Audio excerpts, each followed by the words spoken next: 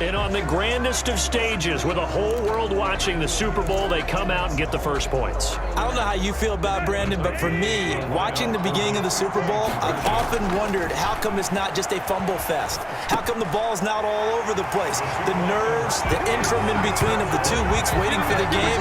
But this team came out and handled it just like it was a regular season walk in the park. Terrific start.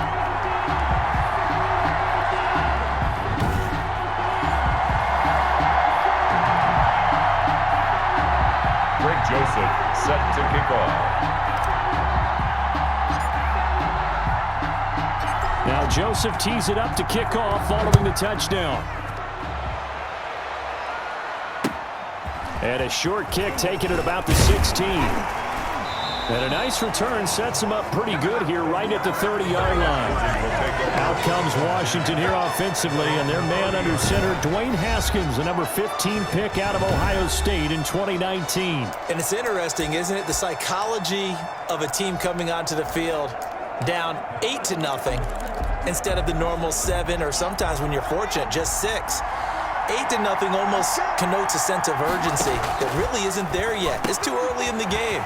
Go down and score. Heck, kick the extra point and be down 1. Don't chase points too early. Just worry about scoring. First down yardage on the first play of the drive. Give him 14. A run here for J.D. McKissick. And he'll only get a yard, maybe 2, up to the 46.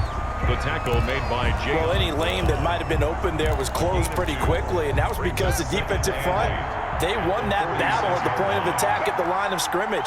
They used great leverage, held their spot, and stacked him up. And he's up over midfield and down into Tennessee territory. The ball carrier. That was a really nice job by them picking up the run blitz and detecting it and blocking it and turning it into a nice run. And a lot of times you think if you blitz a running play, you're going to smother it. But a lot of the blitzers, they come in a little bit high. They don't have great leverage, and they're easily blocked and turned to the side. And a loss of 3 to bring up 4. Yard loss on the play. That was a terrific play, causing a loss. As a middle linebacker, simple. You can either fill holes or you can attack them, as he did there. Here's the Pro Bowl punter Tress Way on to punt for Washington. Adam Humphries deep to return. And this one goes angling out of bounds, and it will be spotted inside the 30-yard line. Now this offense ready to head back out there. Tannehill and the Titans come up now 1st and 10, right at the 30. Flushed out right. Over the middle, complete. That's Brown. And he'll be taken down, but not before they work it across midfield. A good pickup there, 21 yards. 1st and 10 at the 49-yard line. On 1st down, Tannehill. Flush to his right. Got his man complete over the middle. It's Brown. And past the 35, he'll be dropped a yard or 2 shy of the 30.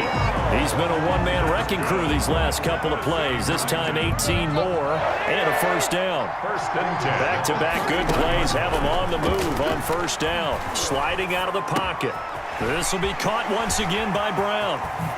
And into the end zone for a Tennessee touchdown. A.J. Brown, his 2nd touchdown of the Super Bowl. And the Titans find a way to stretch their lead. There's not much that's perfect in football, but that's about as close to it as you're going to get. Score, force a punt, score again. And both drives were impressive. The opening drive was, that last one was. Now on the other side, though, what's your psyche? You're really behind the 8 ball. You got to make sure you just hold in there. Survive the early storm, relax a little bit, and try and get back to your game plan. It's way too early for panic. Being chased out left. That's going to be caught at the 10-yard line. And this play is not going to work. He's out of bounds, well shy of the goal line, and the try for 2, unsuccessful. Well, split the difference, and they're right where they would have been with 2 PATs. They got the 2-point conversion the first time. They failed there. Interesting, isn't it? Because the first time you go after your first score, that feels like a gamble. The second time when they tried it again, that felt like, what the heck, right? Because, as you said, even if you miss it, you split the difference, and you're right on schedule at 14 points. Greg Joseph set to kick off.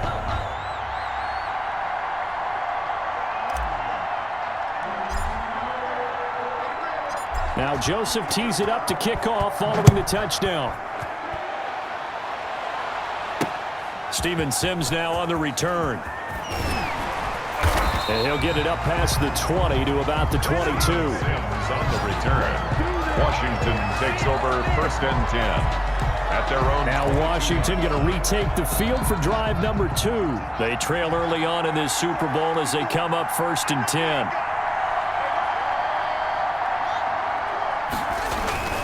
Here's Peterson as they begin on the ground.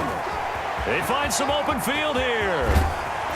And he'll have it past midfield almost to the 40 before being taken down. 36 yards on the play. That run is what defenses don't like about dealing with Adrian Peterson. His ability to drop a shoulder and run through contact. And he's amazing at keeping those strong legs going, isn't he?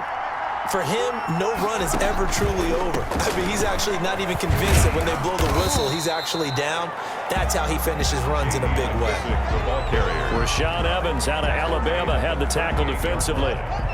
4 yards on the pickup. 2nd and 6.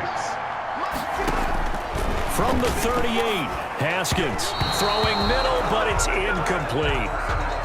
Let's face it, if you want to get back into the game, these are the kind of throws you got to hit. He's wide open right there. Got to be able to get it to him, don't you think? And those are the throws that haven't been available to them every time he's dropped a pass. Yeah, that's a big miss. Pressure comes, and the Titans able to bring him down. Daquan Jones coming in to drop him for a loss of 8, and it also brings up 4th. Well, someone's been up to the task so far in this game. They are already up a couple of scores, Brandon, and guess what? I think they're just going to pin their ears back now and get upfield and get after the quarterback. Been such an impressive first half to get that lead.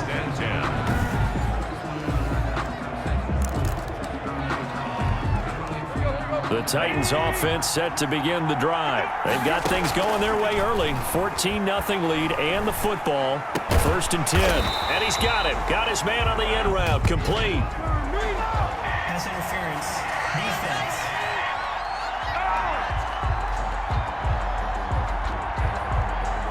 So the contact came before the ball got there, and the flag is thrown.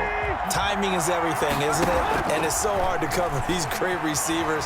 They have such great body control, and they can fake you out. In this case, as you described, got there before the ball got to the receiver. Penalty flag had to come out. Solid way to start the drive. 13 yards, picking up the first. Line of scrimmage, the 37 on 1st and 10. Now a man open down the middle of the field. And he'll be taken down, but not before he gets into enemy territory. And the coach has decided to challenge his play. He has tossed down the red flag. 1st and 10 at the 48-yard line.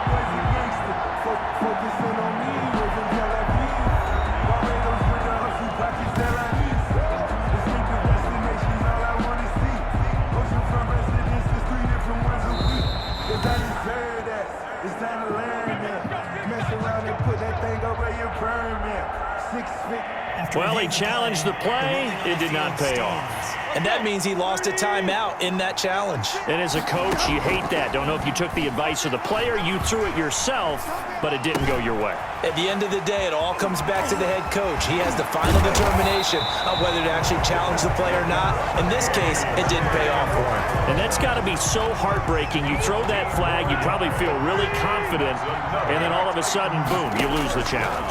Yeah, when you take a look at it, you're throwing that flag because you believe you're going to be right. And when it comes back the other way, you have to regroup. And he gets this one inside the 15, just a yard or two shy of the 10. A good pickup there, a 22. The 11-yard line. Now we're 1st and 10 at the 11.